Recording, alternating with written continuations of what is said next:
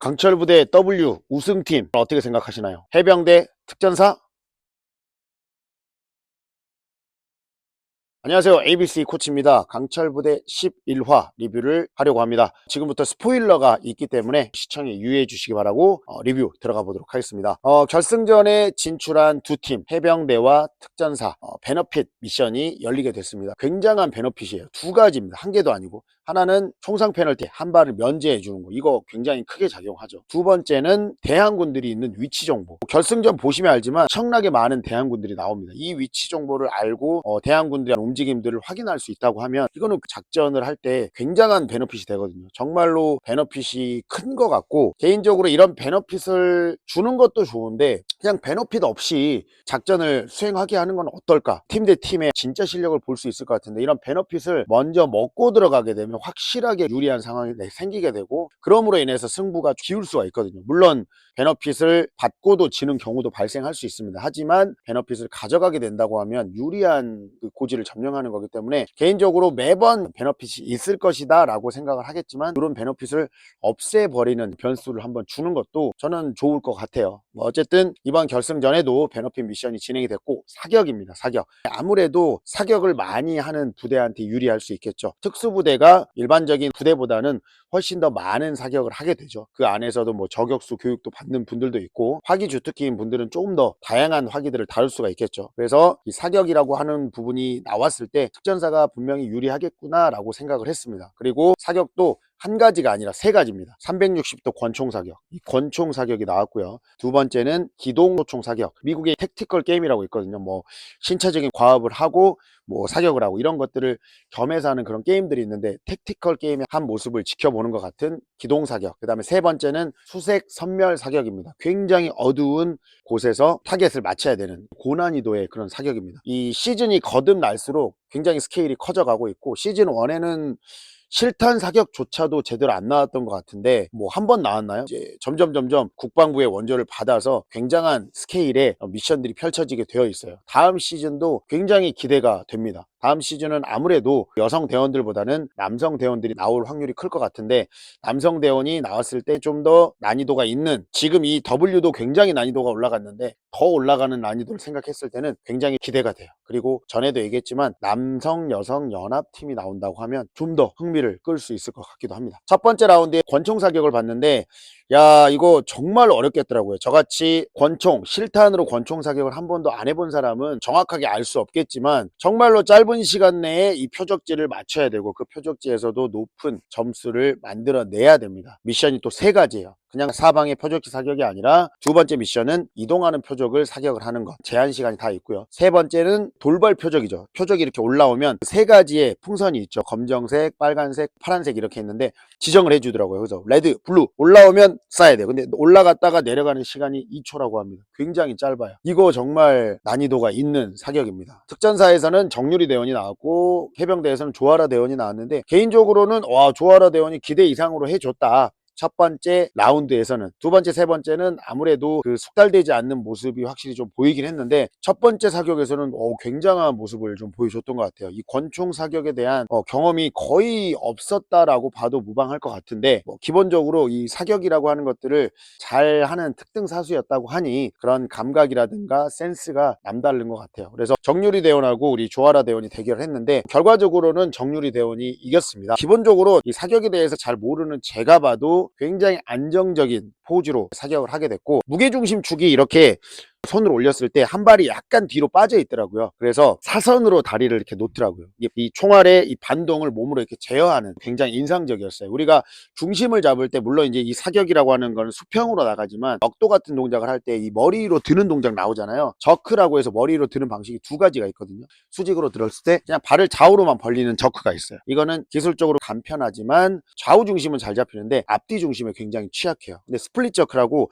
여러분들 벽도 경기할 때 이렇게 쭉 올리면서 발을 앞뒤로 벌리는 거 보이실 거예요. 스플릿 저크를 하게 되면 좌우 앞뒤 중심이 더 잘 잡힙니다. 그래서 더 많은 역도 선수들이 이 스플릿 저크를 하거든요. 여기서도 뭐 그 정도까지 벌리진 않았지만 이 방향 전환하면서 다리의 스탠스가 약간의 그 사선으로 벌어진 것, 이런 것도 무게 중심이라든지 총알의 반동을 몸으로 좀 제어하는 안정적인 그런 자세에서 사격을 하기 위한 그런 일환이었던 것 같고, 조아라 대어는 그에 반해서 약간 일자로 푸시저크처럼 일자 스탠스였던 것 같거든요. 방향 전환 하긴 하지만 이게 승부의 축에서 얼마나 도움이 됐는지는 잘 모르겠지만 보여지는 모습도 조금 더 정유리 대원이 안정적이었고 양한 사격을 하더라고요. 양한 사격, 이거는 안 해본 사람은 할 수가 없는 사격이라고 생각을 합니다. 조아라 대원은 눈을 한쪽을 감고 단한 사격을 했죠. 그래서 정유리 대원이 경험적인 측면이 확실히 더 있어 보였고, 첫 라운드는 거의 비등비등했지만 2라운드 3라운드를 가면서 조금 더 안정적인 기량을 발휘해서 정유리 대원이 승리했고, 특전사가 첫 번째 총상 한 발 면제하는 그 베너핏을 받았어요. 자, 두 번째 세 번째 라운드의 총 점수의 합산을 통해서 그 대항군들의 위치 정보를 파악할 수 있는 영상을 받을 수 있는 베너핏을 받는 건데, 두 번째 라운드도 굉장히 힘들었겠더라고요. 거의 택티컬 게임이라고 해서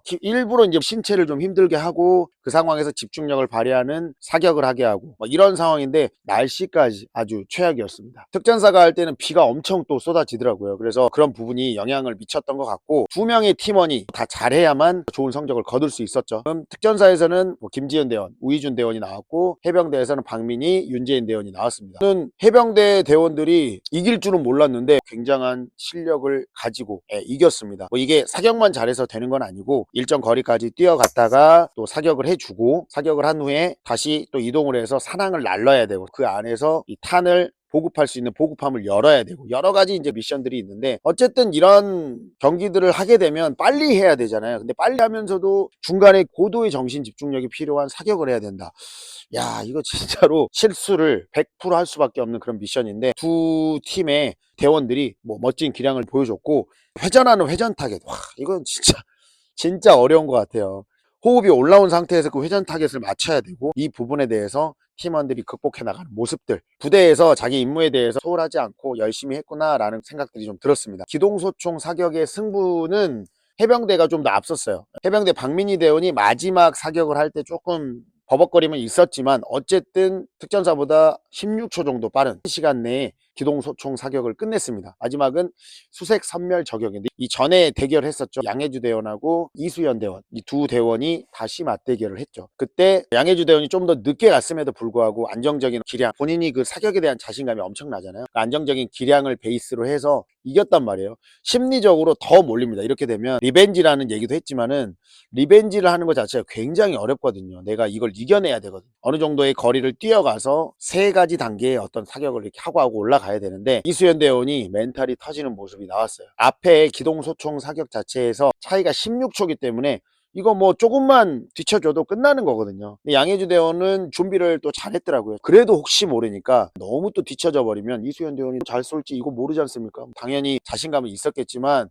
최대한 뒤처지지 않게 기동을 했고, 그리고 나서 첫 번째 사격을 하게 됩니다. 이수연 대원이 계속 어려움을 겪고 있는 타이밍에 양해주 대원 같은 경우는 아무래도 저격수 교육을 받았다 그러면 배울기라든지 이런 이 총을 다루는데 훨씬 더 익숙할 거 아닙니까? 그런 것들을 베이스로 해가지고 이내 첫 번째 타겟을 클리어하죠. 양해주 대원이 준비가 또 잘 됐다라고 생각되는 게 헤드밴드를 했더라고요. 이 헤드밴드를 하게 되면은 뭐 앞에서 땀이 날 수도 있고, 그다음 머리가 흐트러질 수 있고, 이게 아무것도 아닌 것 같은데 이 조그마한 그 세밀한 느낌이 뭐 얼굴을 간지럽힌다든지 이런 것들이 사격할 때 굉장히 또 방해를 할 수 있거든요. 저도 운동을 하지만 운동할 때, 지금은 그렇진 않은데 여름엔 땀이 많이 나요. 땀이 많이 나니까 막 이렇게 뛰는 동작이 나와요. 줄넘기를 하고 있으면 땀이 이렇게 흐른단 말이에요. 얼굴로 막, 코로, 입으로 막 들어가요.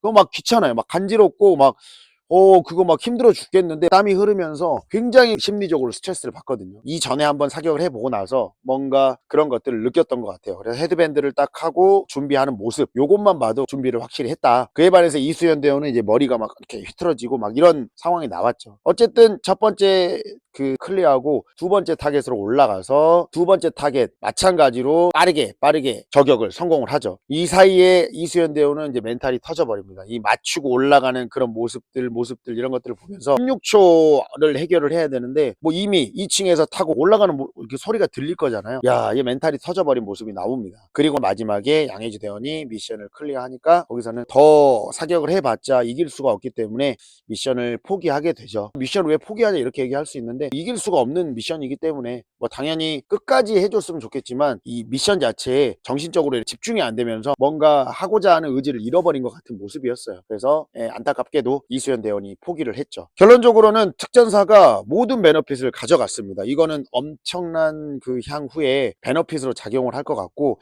특전사가 진짜 큰 실수를 하지 않는 이상 우승하는 부분에 굉장히 유리한 위치를 선점을 했다라고 저는 보고 있어요. 뭐 물론 본 미션을 또 어떻게 하느냐가 또 중요한데 뭐 저번에 CQB에서 여러 문제점들을 보였다라고는 하지만 좀 개인적으로는 잘 했다라고 생각을 하거든요. 이 해병대도 이런 특수한 작전을 많이 수행하는 부대는 아니기 때문에 아무래도 CQB라든지 선박을 함락하는 거라든지 대테러 미션도 아니고 CQB도 아니고 굉장히 복합적인 내용들이 포함이 된 결승전 미션을 수행하기에는 뭐 일반적으로는 특전사가 더 유리하다라고 생각할 수 있습니다. 단순 체력만 갖고 할 수 있는 건 아니기 때문에 분명히 결승전 미션을 보면 알겠지만 체력도 필요하면서 집중력도 필요하면서 또 전술적인 이해도와 그 상황에 대한 판단력 이런 것들을 잘 발휘를 해야 되는 상황에 어떤 미션들이 분명히 나올 거거든요. 결승전은 두 가지로 진행이 됩니다. 첫 번째는 뭐 바다에서 진행이 되는 바다와 배에서 진행이 되는 그런 미션이 있고 하나는 지상에서 진행되는 미션이 있는데 저는 개인적으로는 예고편이 나왔을 때 막 뭐 이걸 확인해 가지고 누가 어떻게 이긴 것 같네 이런 것들 이 약간 조그만한 그런 단서가 될 만한 것들을 찾아보지는 않아요. 그냥 이 경기의 흐름이라든지 이런 것들을 보고 저는 이제 판단을 하는 편인데 이거는 지금 특전사가 지기에는 어려운 게임이라고 봐요. 근데 모릅니다. 누구 한 명이 또 실수를 하게 되면 이건 상황이 또 어떻게 바뀔지 모르거든요. 해병대가 보니까 팀워크가 좋아 보이더라고요. 당연히 특전사도 팀워크가 좋지만 마지막에 사격 끝났을 때 그래 뭐 괜찮아 우리 훌훌 털고 다시 해 이런 모습들을 봤을 때 기본적으로 이 팀워크가 조금 더 좋아 보였거든요. 이런 팀워크로 인해서 정말 시너지가 날 수도 있고 대원들의 전투력이라든지 능력치가 점점 올라가는 걸 느꼈어요. 윤재인 대원 같은 경우도 초반에 매줄 타고 이런 거는 좀 어려웠었지만 점점 본인의 어떤 기량 행군할 때도 그렇고 기동소총 사격할 때도 굉장히 잘했잖아요. 어깨 부상인데도 불구하고 굉장한 모습을 보이면서 멋진 퍼포먼스를 통해서 이 좋은 기량을 선보였단 말이에요.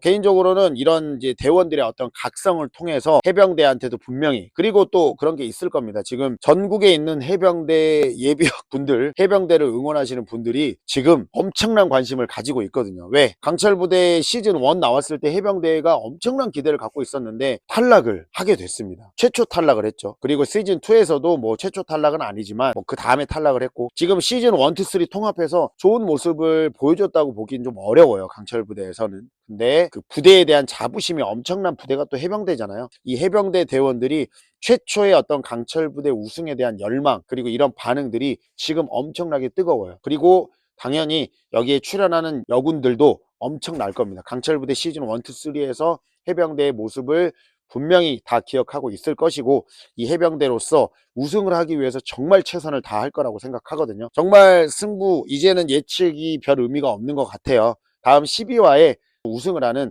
강철부대 W 챔피언 팀이 나오게 되는데 여러분들 어떤 팀이든 상관없습니다. 응원 메시지 한번 올려주시고 결승전에서 두 팀 다 후회 남지 않게 멋진 그런 경기를 보여줬으면 하는 바람이 큽니다. 강철부대의 리뷰도 이제 곧 끝날 때가 됐네요. 다음 시즌이 하려면 거의 1년 가까이 지나야겠지만 어쨌든 강철부대를 통해서 여러분들한테 인사드리게 돼서 너무 좋았고 또 다음 마지막 결승 리뷰까지 최선을 다해서 해보도록 하겠습니다. 여기까지 ABC 코치였습니다. 본 영상이 마음에 드셨다고 하면 구독과 좋아요 부탁드리겠습니다. 마무리하겠습니다. 강철